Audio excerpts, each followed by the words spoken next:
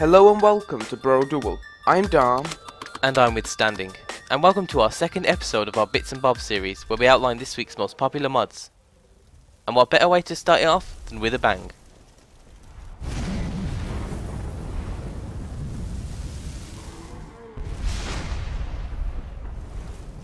Summon Meteor is a mod that adds several spells that summon burning rocks from the sky.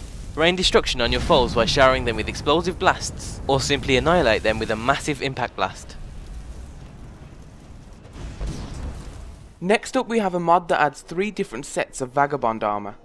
Currently this is a light armour set for males only, and its stats are equivalent to that of Daedric armour, except they're lighter. The armour can be crafted at any forge, and the creator has designed it specifically to be as lore friendly as possible. This is another armour set made by the same person who made the Vagabond Armour. The Warchief Armor set has both a heavy and light version, but both are identical in the way they look. The armour shares the same stats as Dragonball Armour, so it's pretty powerful, but it remains within the limits of the lore of Skyrim. From armours for your character to armours for your horse, the Horse Armours for Skyrim mod adds 5 armoured horses into Skyrim, replacing each of the city's viable player horses with a unique armoured horse. The 5 cities are Whiterun, Markarth, Windhelm, Riften and Solitude, and you purchase the horses at the normal horse vendors. The mod also marks all horses as essential, making them invincible. And the mod has also taken a direct approach in offering support with a fully voice-acted NPC guide near the Whiterun stables. So if you're having any trouble in game, head straight to him. Staying safe, I hope. Next up we have a visual enhancement mod. Lush Trees fills out all of the pine trees in the world by adding extra branches and needles to the current ones. The result makes Skyrim look even more dense and wild. The mod may put a little extra stress on your PC, but it should be very minimal. For those of you Elven fans out there, you'll probably recognise the Nuada Blade used by Prince Nuada from Hellboy 2. The model and textures for the weapon are all custom made from scratch by Josilism on the Steam Workshop, and the weapon looks great and stays true to the actual blade. The blade can either be forged under the Elven category, or you can purchase it from War Maidens in Whiterun. And the weapon's stats are in between that of Elven gear and Daedric gear, but it's a little lighter and faster due to the materials used when creating the weapon. The Companion Cart mod adds a player-owned caravan available for purchase from Jizia, your neighbourhood caravan dealer. The cart can store up to £1,000 before your horse can no longer run, adding an element of realism to the mod. The cart has a tendency to have a mind of its own, moving wildly until you can begin to control it again. Your followers can enter the cart along with you, which is a nice addition to the mod. If a single companion isn't enough for you, and you'd like to turn around to a small army following you, then you should download the Increased Follower Limit mod, which increases the original limit of 1 follower up to 100. The mod also adds extra follower commands, allowing you to control a whole group of followers by just talking to one of them. But with a whole bunch of hirelings or companions behind you, things can become a little hectic, and unfortunately, accidents can happen. This next mod adds the Blade of Olympus to Skyrim. Any God of War fans will already know that this is featured in God of War Ghost of Sparta 2 and 3. The blade was created by Zeus, forged of the heavens and the earth during the Great War to banish the Titans to Tartarus and end the war once and for all.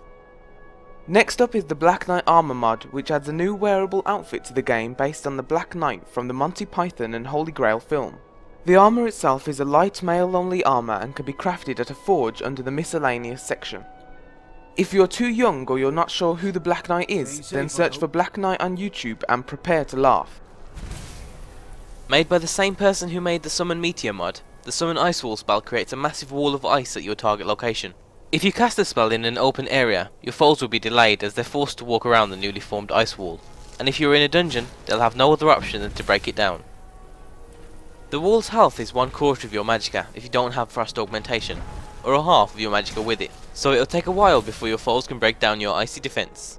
For those of you who played the Elder Scrolls Morrowind, you'll most likely remember the 8 legendary rings which have now been carried over in the Morrowinds legendary ring mod. Each ring comes with its own unique enchantment. For example, the Ring of the Wind adds a 10% increased speed and 10% increased attack speed. Right now, only some of the rings have their own location and mini-quest, where you'll have to go to a specific location and kill off enemies that are guarding the ring. To get your hands on the other rings, you'll have to loot them from a chest near Whiterun or wait for an update. Or if you've never played Morrowind and you don't recognise any of these rings, perhaps you'll recognise the ring from the Lord of the Rings series. The One Ring has been added by a mod and it comes with the ability to make its wearer invisible. Being big fans of the Dragon Ball Z series ourselves, we're always happy to see new Dragon Ball Z mods being made. This next mod adds a classic Scouter to Skyrim.